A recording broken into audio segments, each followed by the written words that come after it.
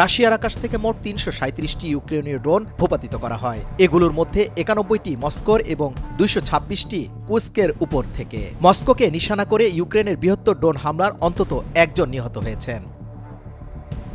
ফিলিপাইন্সের সাবেক president Rodrigo দুতাতেকে আন্তর্জাতিক অপরাধ আদালতের পরোয়ানায় গ্রেপ্তার করেছে দেশটির পুলিশ। দুতাতের মাদকের বিরুদ্ধে যুদ্ধ, মানবতাবিরোধী অপরাধ সংঘটিত হয়েছে অভিযোগে আইসিসির এই গ্রেপ্তারি পরোয়ানা জারি করেছিল।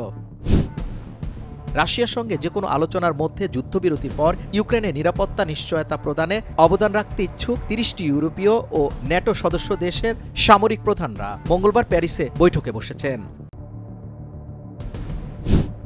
ইউক্রেন আলোচনার জন্য উন্মুক্ত, তবে দেশটি রাশিয়াকে কোনো সুবিধা দেয় এমন কোনো যুদ্ধবিরতি মানবে না। দেশটির প্রেসিডেন্ট কার্যালয়ের প্রধান একজন উপদেষ্টা এমন মন্তব্য করেছেন।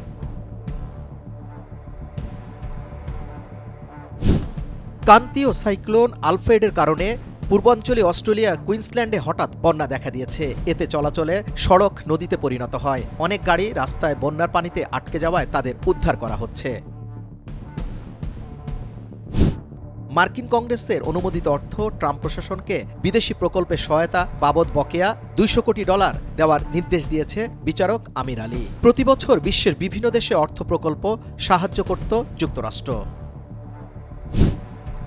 বর্তমান প্রেসিডেন্ট ও তার সাবেক পররাষ্ট্রমন্ত্রী মাইক পম্পেও সহ রিপাবলিকান সমালোচকদের বিরুদ্ধে একই ব্যবস্থা নিয়েছেন। একই সঙ্গে বাইডেন প্রশাসন কিছু কর্মকর্তা নিরাপত্তা ছাড়পত্র বাতিলেরও নির্দেশ দিয়েছেন ট্রাম্প। ৬ সপ্তাহ পর্যালোচনার পর যুক্তরাষ্ট্রের আন্তর্জাতিক উন্নয়ন সংস্থা ৮৩% কর্মসূচি বাতিল করেছে ডোনাল্ড ট্রাম্প প্রশাসন। এক্সে এই তথ্য জানান মার্কিন পররাষ্ট্রমন্ত্রী মার্কো রুবিও। রুবিও বলেন ৫,২০০টি চুক্তি বাতিল করা হয়েছে।